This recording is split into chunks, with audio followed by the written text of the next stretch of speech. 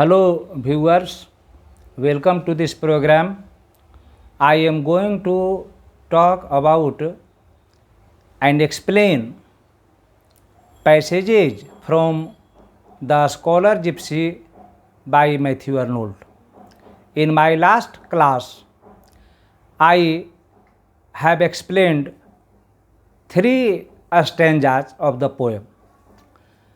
I told that in the first three stanzas of the poem, the poet gives an account of the pastoral setting of the poem. The poet says that the speaker tells the shepherd to go and untie the sheep to graze because they are unfed. Now let me explain from the third stanza. But once years after in the country lanes, two scholars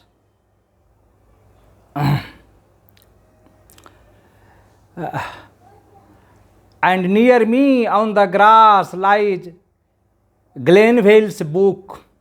Come, let me read the oft read tale again. Here the speaker talks about the Joseph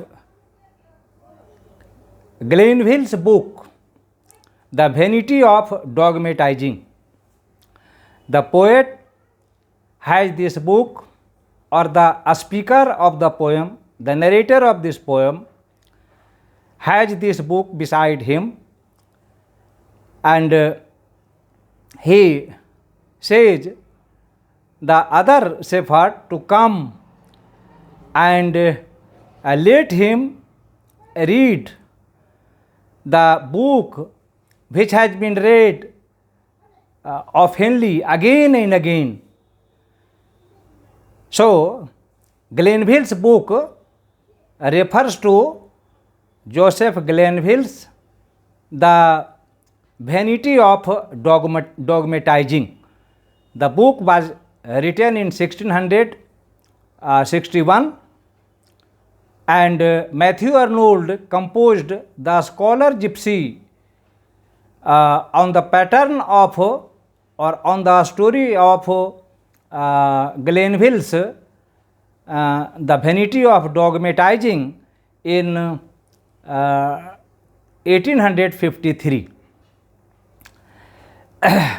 The story of the Oxford scholar Pua, the German scholar who studied at Cambridge University, was very poor economically, but he was very brilliant, of pregnant parts and quick inventive brain. Of pregnant parts. Pregnant parts means he was full of wisdom, he was full of knowledge, he was a man of parts. It is a phrase, it means a very learned man, virtuous man, of pregnant parts and quick inventive brain. And his brain was inventive, his brain was searching, he was a researcher who tired of knowledge and preferments door. This scholar was tired at Oxford University because he wanted to have traditional knowledge that was wanting there. So he was tired, and he could not get satisfaction with the knowledge that was imparting over there. So the poet says, tired of knowledge at preferment's door. One summer morn forsook his friends and went to learn the gypsy lore. The narrator says that there is a summer morning of summer season one day, and he leaves Oxford, his friends, and went to learn the gypsy lore. He gave up his friends there, he left his friends there, and he went to learn the knowledge learnt by gypsies. Here, gypsy lore is very significant. In some of the European countries, gypsy were those who wandered here and there, roamed here and there, and they told about learning knowledge. So, the scholar gypsy left his friends at Oxford and he went to learn the gypsy lore, to join the gypsy, and roamed the world with that wild brotherhood. And he roamed the world, he went throughout the world with brotherhood, with love, with affection, with fraternity, and came to most men deemed to little good, and came in most men deemed to little good, and he came as most men deemed little good. They do not have knowledge that was better, that was good for society, but came to Oxford and his friends no more. The scholar gypsy left Oxford and he never went there. But once, years after, in the country lanes, two scholars whom at college erst he knew, he went to the countryside lanes.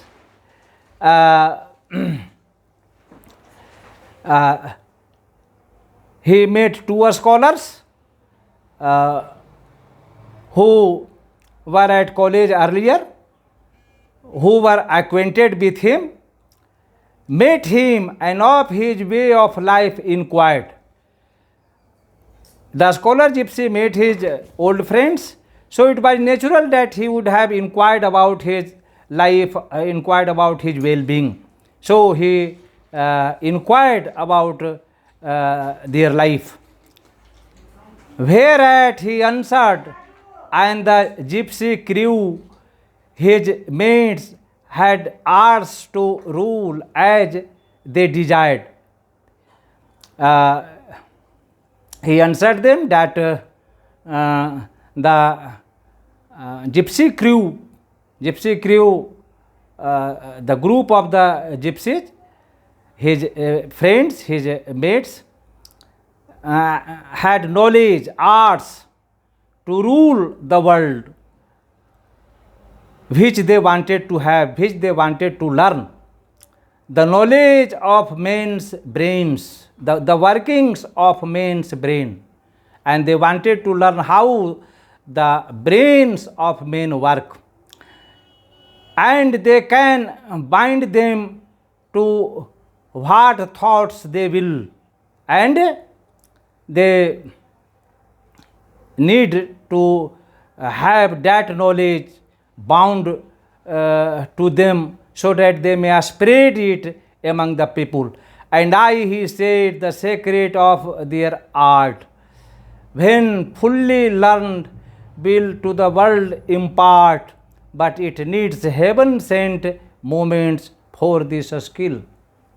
The scholar Gypsy said that he will learn traditional knowledge, spiritual knowledge, religious knowledge, and he will impart it, he will tell it to the world when the heaven sent moment comes, when good opportunity comes, when good time comes. Next stanza. This said, he left them and returned no more. After saying this thing, he left the university and returned no more. But rumors hung about the countryside, but it was in the air, it was rumored that the scholar Gypsy is moving around the countryside of Oxford, that the lost scholar long was seen to astray, seen by rare glimpses, pensive and tongue-tied. It was said that the scholar Gypsy was moving here and there, and he was seen by rare glimpses, by rare people, and he is reported to be pensive and silent. Tongue-tied means silent. Here, look at the word tongue-tied, and the poet has used compound word, and the poem is full of such compound words where 2 or 3 words combine to make one word. So, tongue-tied, silent, he was silent, he didn't speak a word. In hat of antique shape and cloak of grey. Here, the speaker describes the dress of the scholar Gypsy. The scholar Gypsy puts on ancient shaped hat over his head, and his cloak, his clothes, his dress was of grey color, the same the gypsies wore. And the scholar Gypsy puts on the same dress as put on by the gypsies, the band of gypsies. Shepherds had met him on the hearth in a spring. The shepherds had met him, the scholar Gypsy, on the hearth in the season of a spring. Hearth is a place which is around Oxford. It is the place where Matthew Arnold used to visit when he was a student of the university, Oxford University.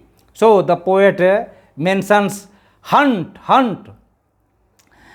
At some lone alehouse in the Berkshire moon, he was seen at a warehouse. Alehouse means warehouse in the Berkshire moors. He was seen in the Berkshire moors. Berkshire is the name of place, real name of place. They are localities near Oxford. On the warm ingle bench, the smoke frothed boom, and the scholar Gypsy sat on a bench beside fire because it was cold. The smoke frothed boers, and there were shepherds, there were farmers. Boers means village people, rural people, ignorant people. Boers, a smoke frothed, they looked a smoke frothed, had found him seated at their entering, and he found them seated at the place where he can enter at the entrance. Dear students, I would be talking about next passage in the next video. Thanks.